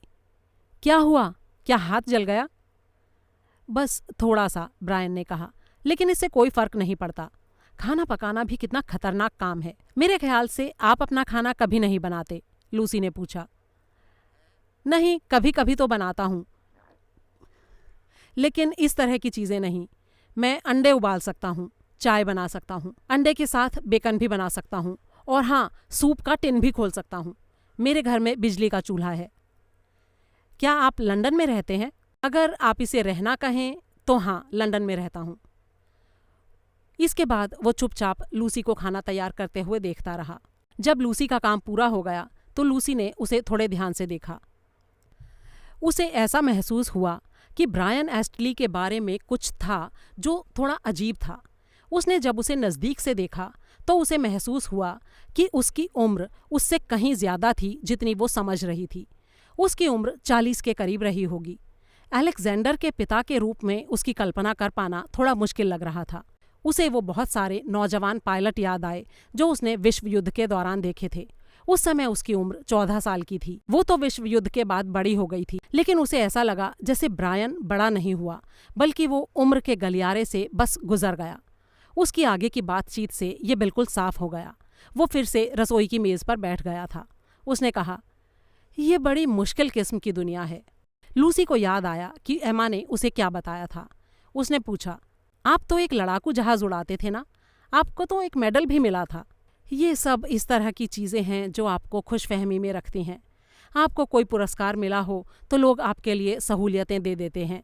आपको नौकरी वगैरह देकर वो आपकी मदद करते हैं। वे उनकी तरफ से बहुत अच्छे होते हैं, लेकिन ये सारे प्रशासनिक किस्म के काम होते हैं और कोई उन कामों में ऐसे ही अच्छा नहीं होता। मेज़ कुर्सी लगाकर हिसाब किताब में उलझे रहना। मेरे पास अच्छे अच्छे बिजनेस के आइडिया हैं, लेकिन कोई उनमें पैसे नहीं लगाता। इन सब चीज़ों में काफ़ी पैसा लगता है। तुम एडी के बारे में नहीं जानती ना? मेरी पत्नी। तुम जान भी कैसे सकती हो? वो सबसे बहुत हटकर है। वो WAAF में थी। हमेशा कहती थी कि वो बूढ़ा बड़ा ही खपती है। तुम तो जानती ही हो, वो बहुत ही कंजूस है। और ऐसा भी नहीं है कि मरने पर वो सब कुछ अपने साथ लेकर जाएगा। उसके मरने के बाद इसका बंटवारा होना ही है। एडी का हिस्सा अलेक्जेंडर को मिलेगा। हालांकि जब तक वो 21 साल का नहीं हो जाता तब तक वो उन पैसों को हाथ भी नहीं लगा पाएगा। अचानक लूसी ने उसे बीच में टोका। माफ़ कीजिएगा सर, लेकिन आपको फिर से टेबल से उठना पड़ेगा। मुझे यहाँ थोड़ा काम करना है।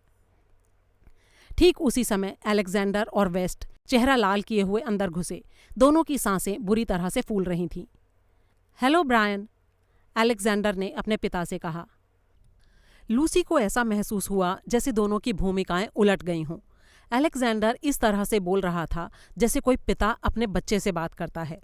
स्टोडार्ट वेस्ट ने बड़ी ही विनम्रता से पूछा, क्या हम आपकी मदद कर सकते हैं मिस आइल्सबरो? हाँ हाँ, क्यों नहीं। जेम्स, तुम ज़रा इस ट्रे को लेकर चलो। मिस्टर एस्टली, आप ये उठा लें। मैं आलू और पुडिंग लेकर आती हूँ। अलेक्जेंडर ने कहा, स्कॉटलैंड का एक आदमी यहाँ है, क्या वो भी हमारे साथ खाना खाएगा? ये तो इस बात पर निर्भर करता है कि आपकी बुआ ने क्या इंतज़ाम किया है, लूसी ने कहा। मुझे नहीं लगता कि एमा को बुरा लगेगा। उसे मेज़बानी करना पसंद है, लेकिन मुझे लगता है कि हैरोल्ड को अच्छा नहीं लगेगा। वे इस हत्या को लेकर थोड़े परेशान हैं। इतना कहकर अलेक्जेंडर ट्रे लेकर बाहर चला गया। जाते जाते उसने ये भी बताया कि मिस्टर विम्बॉर्न उस पुलिस वाले के साथ लाइब्रेरी में बैठे हैं, लेकिन वे लंच तक नहीं रुकने वाले। उन्हें लंदन वापस जाना है। जब वे हॉल में पहुंचे तो मिस्टर विम्बॉर्न दस्ताने पहने खड़े थे और एमा सीढ़ियां उतर रही थी। आप खाने के लिए पक्का नहीं रुकेंगे मिस्टर विम्बॉर्न? एमा ने पूछा। नहीं, मुझे लंदन में एक ज़रूरी काम है। ट्रेन में रेस्टोरेंट है, मैं वहीं खा लूँगा। एमा ने उसका शुक्रिया अदा करते हुए कहा, आप आए, बहुत अच्छा लगा। तभी लाइब्रेरी से 2 पुलिस वाले बाहर निकले। विम्बॉर्न ने एमा का हाथ अपने हाथ में लिया और बोला, इसमें परेशान होने वाली कोई बात नहीं। ये स्कॉटलैंड यार्ड से आए जासूस पुलिस वाले हैं जो इस मामले की जांच का काम करेंगे। ये आप लोगों से जानकारी लेने 2:15 बजे आएंगे ताकि इस मामले को सुलझा सकें, लेकिन आप लोगों को कोई परेशानी नहीं होगी। फिर वो क्रैडॉक की तरफ मुड़ा और बोला, क्या मैं वो बात मिस क्राइकनथॉर्प से कह सकता हूँ जो आपने मुझे कहा है? जी हाँ, बिल्कुल कह सकते हैं सर, क्रैडॉक ने कहा। विम्बॉर्न ने फिर से एमा की ओर देखा और बोला, इंस्पेक्टर क्रैडॉक ने मुझे अभी ये बताया कि ये कोई लोकल अपराध नहीं है। जिस औरत की हत्या हुई वो लंदन से आई थी और शायद विदेशी मूल की थी। एमा क्राइकनथॉर्प ने जल्दी से कहा, विदेशी? क्या फ्रेंच थी? मिस्टर विमबॉर्न को जैसे एक झटका सा लगा। क्रैडॉक की नज़र भी एमा की ओर घूम गई। उन दोनों को ये आश्चर्य हो रहा था कि वो इस नतीजे पर कैसे पहुंची कि मरने वाली औरत फ्रेंच थी, और इस बात से वो अचानक इतनी परेशान क्यों हो गई। अध्याय 9। लूसी ने जो शानदार लंच बनाया था वो दोनों बच्चों और सेड्रिक क्राइकनथॉर्प ने बहुत ही मज़े लेकर खाया। सेड्रिक अपने आसपास के हालातों से पूरी तरह बेअसर नजर आ रहा था। लूसी ने ध्यान दिया कि उसका ये व्यवहार उसके भाई हैरोल्ड को पसंद नहीं आ रहा था। हैरोल्ड इस हत्या को अपने परिवार के लिए बहुत अपमानजनक मान रहा था और इस बात से इतने गुस्से में था कि उसने ना के बराबर खाना खाया। एमा भी दुखी लग रही थी और उसने भी बहुत कम खाया। एल्फ्रेड अपने आप में खोया था और उसने बहुत कम बातचीत की। वो देखने में काफ़ी हैंडसम था। लंच के बाद पुलिस वाले आ गए और उन्होंने पूछा कि क्या वे मिस्टर सेड्रिक से बात कर सकते हैं। इंस्पेक्टर क्रैडॉक का व्यवहार अच्छा और दोस्ताना था। उसने कहा, बैठ जाइए मिस्टर क्राइकनथॉर्प, मुझे पता है कि आप अभी बैलियारिक से लौटे हैं। आप वहीं रहते हैं? जी, मैं पिछले 6 सालों से वहाँ रहता हूँ, इबिजा में। मुझे वो जगह इस देश से बेहतर लगती है। इंस्पेक्टर क्रैडॉक ने हाँ में सिर हिलाते हुए कहा, आप कुछ समय पहले ही घर आए थे, मेरे ख्याल से क्रिसमस पर। तो ऐसा क्या ज़रूरी काम आ गया कि आपको फिर से आना पड़ा? सेड्रिक मुस्कुराने लगा। मुझे एमा का तार मिला था। हमारे घर में इससे पहले कभी खून नहीं हुआ। मैं इस केस को छोड़ना नहीं चाहता था, इसलिए वापस आ गया। ओह, तो आपकी अपराधों में दिलचस्पी है? नहीं नहीं, प्लीज़ ऐसे शब्दों का इस्तेमाल ना करें। जब घर के इतने करीब खून हो गया हो तो मेरा आना बनता है, और फिर मुझे ये भी लगा कि हो सकता है एमा को किसी तरह की मदद की ज़रूरत हो। हमारे बूढ़े पिता की देखभाल करना, पुलिस से निपटना और इसी तरह के और बहुत से काम। आपकी बहन आपकी शुक्रगुजार होंगी, लेकिन उसके 2 भाई और भी तो यहाँ आए हैं, क्रैडॉक ने कहा। हाँ, आए हैं, लेकिन उसकी मदद करने के मकसद से नहीं। हैरोल्ड को तो इस मामले से कुछ लेना देना है ही नहीं। शहर के एक संभ्रांत आदमी के लिए ये उचित नहीं लगता कि वो एक संदेहास्पद औरत की हत्या के मामले में उलझे। ब्रैडॉक की भौहें तन गईं। क्या वो औरत संदेहास्पद है? इस केस को देखते हुए तो मुझे तो ऐसा ही लग रहा है, सेड्रिक ने कहा। क्या आप ये अंदाज़ा लगा सकते हैं कि वो कौन थी? जी नहीं, मैं उसे नहीं पहचानता। मैंने सिर्फ एक अनुमान लगाने को कहा है मिस्टर क्राइकनथॉर्प। हो सकता है आपने उस औरत को पहले ना देखा हो, लेकिन आप कुछ अंदाज़ा तो लगा ही सकते हैं कि वो कौन है या कौन हो सकती है। सेड्रिक ने ना में गर्दन हिलाई और बोला, आप गलत जगह निशाना लगा रहे हैं। मुझे वाकई कोई आइडिया नहीं है। मुझे लगता है कि आपको ऐसा लग रहा है कि वो उस बाड़े में हम में से किसी एक के साथ मिलने आई थी, लेकिन मैं आपको बता दूं कि हम में से कोई भी यहाँ नहीं रहता। इस घर में सिर्फ एक औरत और एक बूढ़ा आदमी रहते हैं। कहीं आपको ये तो नहीं लग रहा कि वो मेरे पिता से मिलने यहाँ आई थी? देखिए मिस्टर सेड्रिक, हमारा ये मानना है कि उस औरत का इस घर के साथ कभी ना कभी कोई संबंध ज़रूर रहा है, और इंस्पेक्टर बेकन भी मेरी इस बात से सहमत हैं। हो सकता है ये काफ़ी साल पहले की बात रही हो। आप समय में थोड़ा पीछे जाकर सोचिए। सेड्रिक ने 1-2 मिनट सोचा और गर्दन को फिर से ना में हिला दिया। हम लोग समय समय पर विदेशी कामवालियों को रखते तो हैं, जैसे कि और भी बहुत सारे लोग रखते हैं, लेकिन इस औरत ने कभी हमारे यहाँ काम किया हो मुझे नहीं लगता। बेहतर होगा कि आप दूसरे लोगों से पूछें, वो मुझसे ज़्यादा जानते हैं। क्रैडॉक ने अगला सवाल किया। जैसा कि आपने जांच के दौरान सुना ही होगा, डॉक्टर उसकी हत्या के समय को ठीक ढंग से नहीं बता पा रहे हैं। उनके अनुसार उसे मरे 2 हफ्ते से ज़्यादा हो चुके हैं, लेकिन 4 हफ्ते से कम। इस तरह से जो समय आता है वो क्रिसमस के आसपास का समय ही है। आपने मुझे बताया कि आप क्रिसमस पर यहाँ थे। आप इंग्लैंड कब आए थे और यहाँ से कब गए थे? सेड्रिक ने कुछ सोचते हुए जवाब दिया, मेरे ख्याल से मैं क्रिसमस से पहले वाले शनिवार को आया था, यानी 21 दिसंबर को। क्या आप मजोर्का से सीधे यहाँ आए थे? हाँ, मैं वहाँ से 5 बजे सुबह निकला था और यहाँ दोपहर में पहुँचा था। और आप यहाँ से वापस कब गए? शुक्रवार 27 दिसंबर को। शुक्रिया।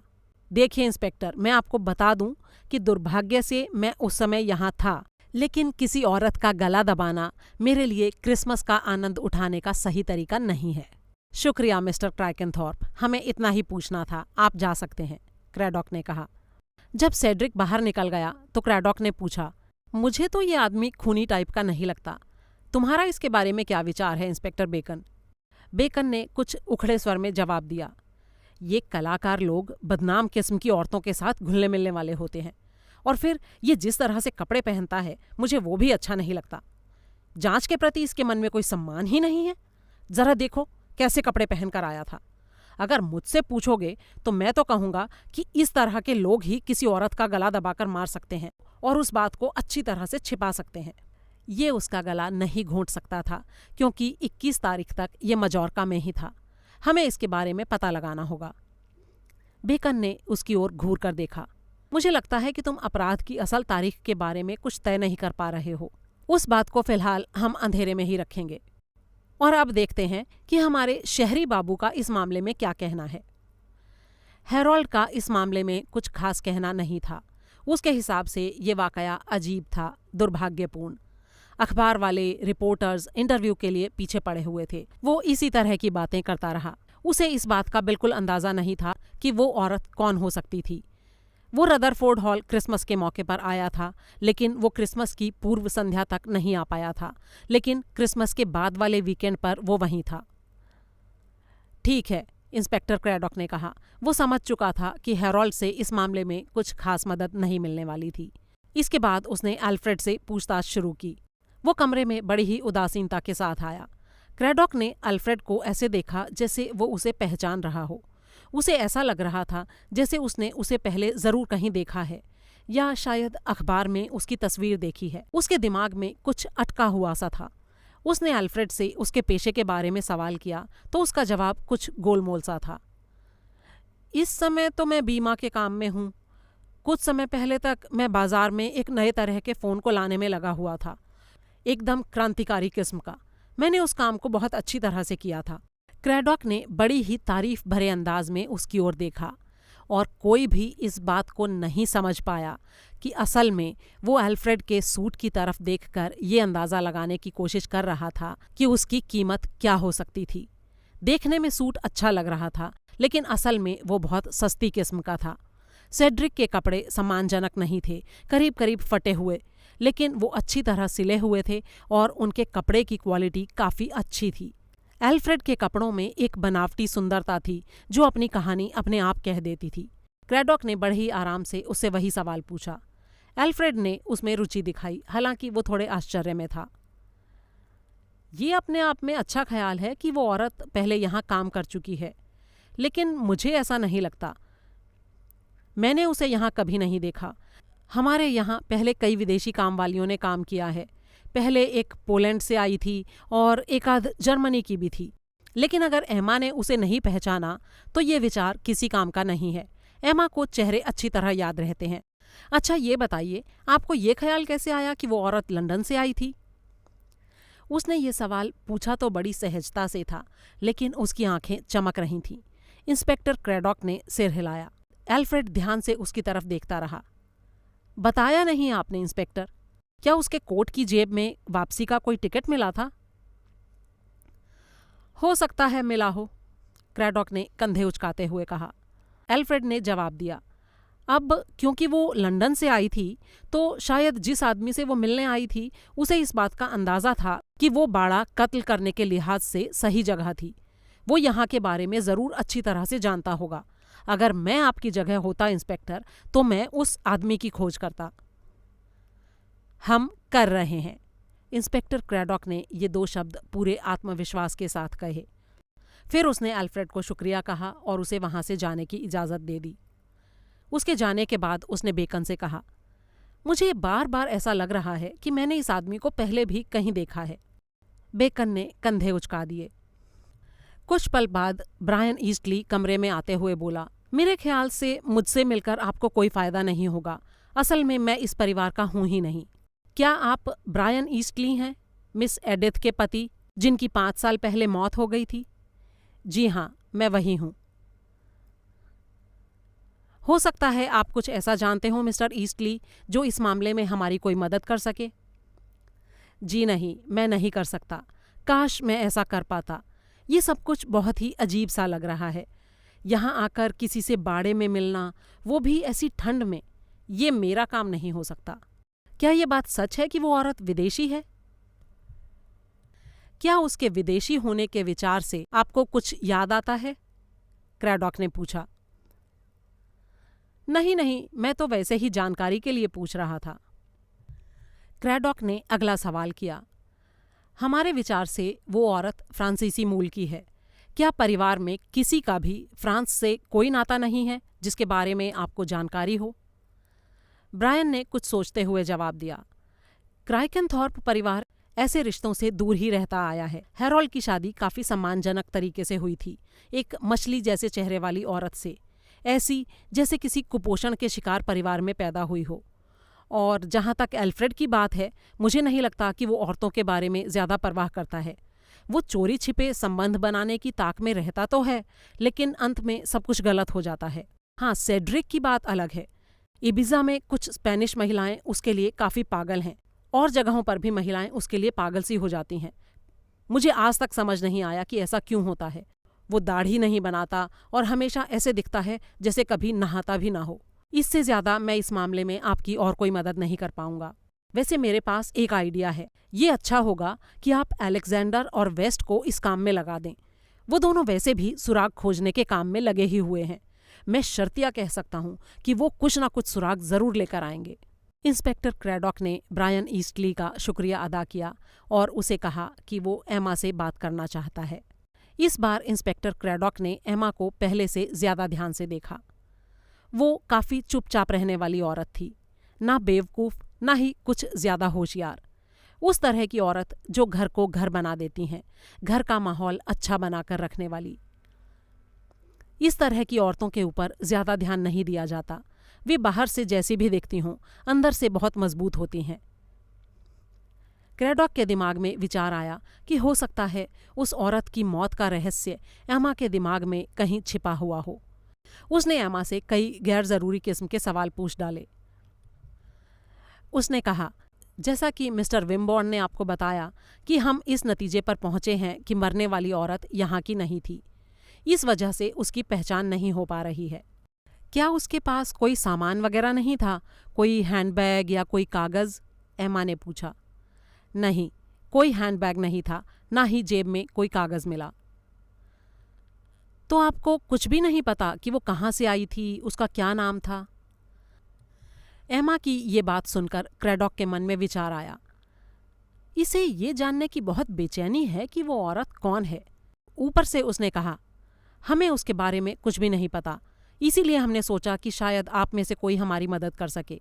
आप उसे पहचान नहीं पाई, कोई बात नहीं, लेकिन क्या आप सोचकर ये बता सकती हैं कि वो कौन हो सकती है?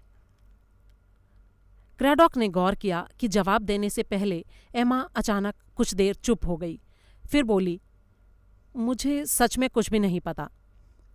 अब इंस्पेक्टर क्रैडॉक का व्यवहार थोड़ा सा बदल गया। उसने सख्त आवाज में पूछा, जब मिस्टर विम्बॉर्न ने ये कहा कि वो औरत विदेशी थी, तो आपको एकदम से ऐसा क्यों लगा कि वो फ्रांसीसी थी? एमा के माथे पर बल पड़ गए। क्या मैंने ऐसा कहा था? पता नहीं मैंने ऐसा क्यों कहा। शायद मुझे ऐसा लगता है कि जो भी विदेशी होते हैं वो फ्रांसीसी ही होते हैं। देखिए मिस क्राइकनथॉर्प, मुझे नहीं लगता कि ऐसी बात थी। आजकल हमारे यहाँ इतने सारे देशों से लोग आते हैं, इटली से, जर्मनी से, ऑस्ट्रिया से। ऐसे में आप ऐसी बात कैसे सोच सकती हैं? एमा ने तुरंत उसकी बात का खंडन नहीं किया। कुछ देर के लिए सोचा, फिर अफसोस से सिर हिला दिया। मेरे पास वाकई ये सोचने का कोई खास कारण नहीं है कि वो औरत फ्रांस से थी। बेकन ने आगे झुककर उसके हाथ में एक पाउडर का डिब्बा दिया और पूछा, क्या आप इसे पहचानती हैं मिस एमा? एमा ने उसे ध्यान से देखा और बोली, नहीं, ये मेरा तो बिल्कुल नहीं है। क्या आपको कुछ अंदाजा है कि ये किसका है? जी नहीं। ठीक है, हम फिलहाल आपको और अधिक परेशान नहीं करेंगे, आप जा सकती हैं।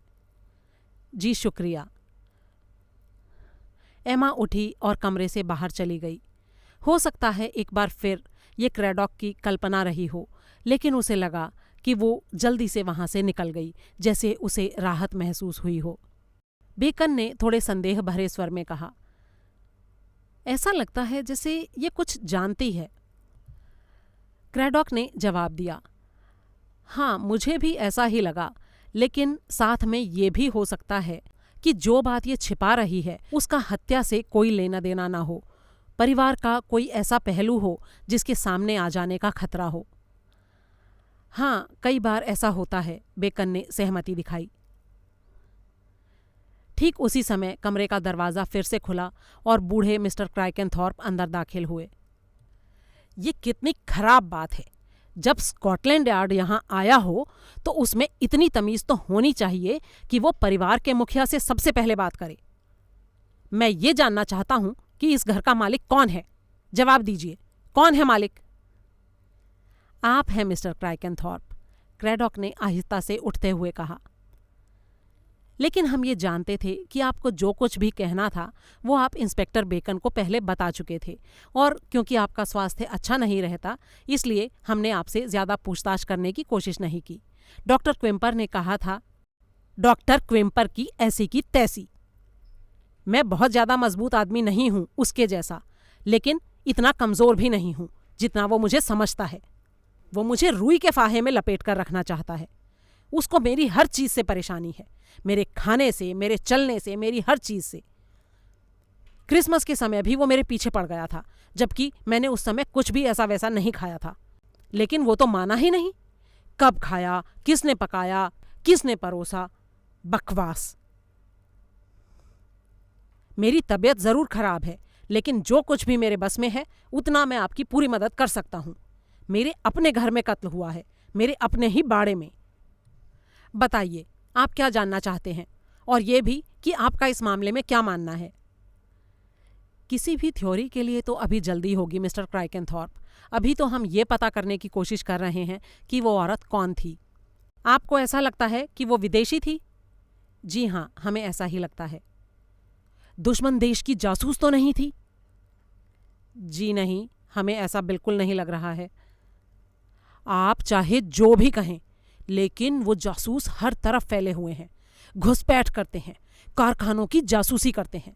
मैं शर्त लगाकर कह सकता हूँ, ज़रूर वो औरत यही करने आई थी। ब्रैकहैम्पटन में? आपको पता नहीं, यहाँ हर तरफ कारखाने हैं। एक तो मेरे पिछवाड़े के गेट पर भी है। धातुओं के बक्से बनाते हैं वो लोग, लेकिन असल में किसी को क्या पता कि अंदर क्या करते हैं। मैं आपकी बात से तो कतई सहमत नहीं हूँ। अच्छा ठीक है, चलो एक बार को मान भी लिया जाए कि वो जासूस नहीं थी, तो आपको क्या लगता है कि क्या थी?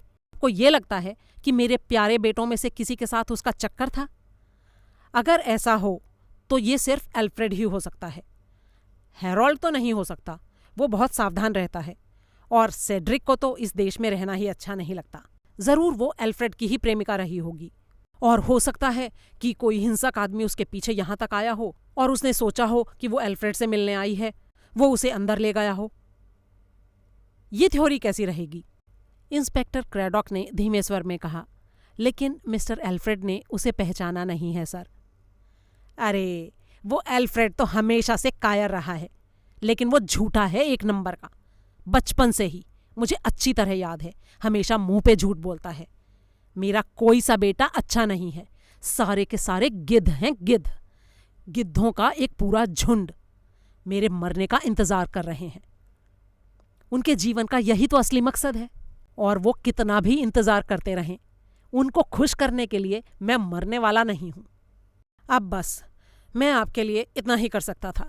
अब मैं थक गया हूं, मैं आराम करने जा रहा हूं। इतना कहकर वो वहां से बाहर निकल गया।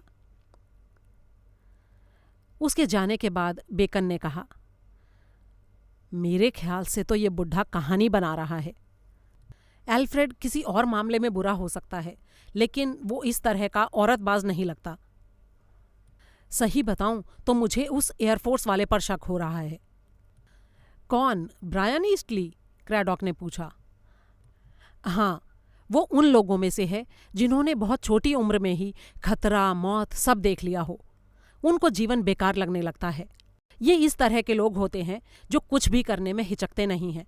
उन्हें उन्हें कोई परेशानी भी नहीं होती है और इस तरह के लोग डरते नहीं हैं। सावधानी से रहना उनके जैसे लोगों के लिए बना ही नहीं होता।